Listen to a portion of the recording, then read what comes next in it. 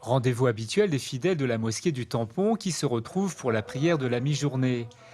Mais comme chaque dimanche du mois de Ramadan, la mosquée donne un enseignement afin de permettre à chacun d'approfondir sa foi en ce mois sacré pour les musulmans.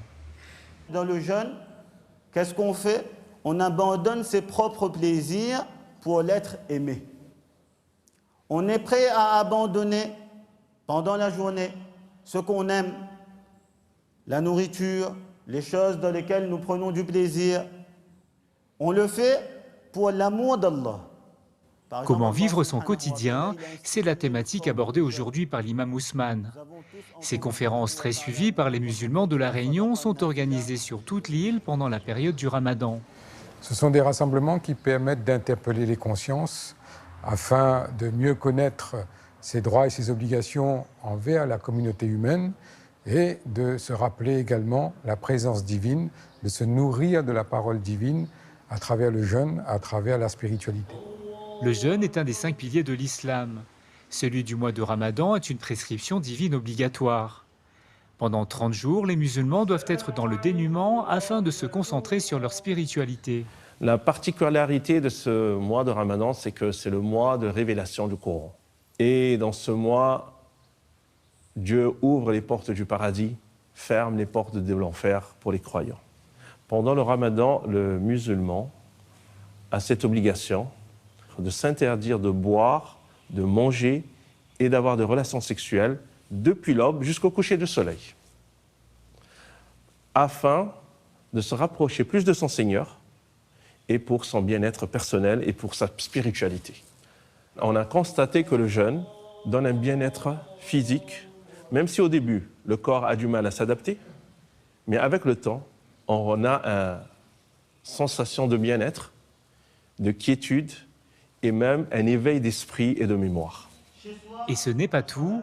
Le mois du Ramadan n'est pas que le mois des privations, c'est aussi le moment où l'on doit aider ses semblables en faisant œuvre de charité. Pendant le mois de Ramadan, on demande aux fidèles de faire preuve de plus de générosité, de solidarité et d'assistance aux faibles et aider les familles qui sont dans le besoin. Aider son prochain, faire l'aumône, c'est un autre des 5 piliers de l'islam. Et cette générosité, chacun l'exprime à sa façon. Bon, on commence par le riz. Nous sommes chez Riaz et son épouse Salima. Avec son beau-père Afman, ils s'activent ensemble pour préparer les repas qu'ils vont distribuer aux nécessiteux.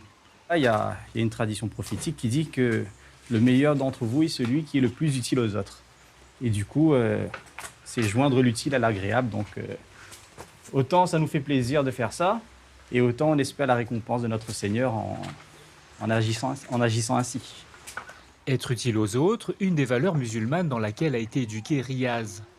En 2009, avec des amis d'enfance, musulmans eux aussi, il a créé l'ACJT, l'association culturelle des jeunes du Tampon, avec le désir d'aider les plus démunis. C'est parti d'une bande de copains, on a grandi ensemble, on a toujours été un petit peu dans le bénévolat, dans d'autres associations. Cette notion de partage qu'on nous a inculquée depuis petit, que ce soit à travers nos parents, nos grands-parents. Du coup, on a décidé de créer une association avec cette bande de copains. Notre cheval de bataille, c'est vraiment les repas, l'aide alimentaire, l'accompagnement alimentaire. Une aide alimentaire organisée tout au long de l'année dont la symbolique est encore plus forte pendant la période de Ramadan, où toutes les actions des musulmans doivent être tournées vers les autres. On essaie d'augmenter nos efforts, on essaie de donner plus de temps, on essaie de partager, aider plus les gens. Aider les gens, ce n'est pas uniquement d'un point de vue financier, ça peut être également donner de son temps. Aider les gens à faire les courses, par exemple, les personnes âgées, aider les étudiants qui sont seuls, etc. Mais c'est vraiment un moment, le mois du Ramadan, où la spiritualité elle est plus forte. 11h30, Riaz et ses amis Abdulrahman et Shafik se retrouvent sur le parking de la mosquée du Tampon pour distribuer les repas. La plupart des bénéficiaires sont des habitués, peu d'entre eux sont musulmans. Ce rendez-vous, c'est tout un symbole pour Riaz. 6 pour monsieur.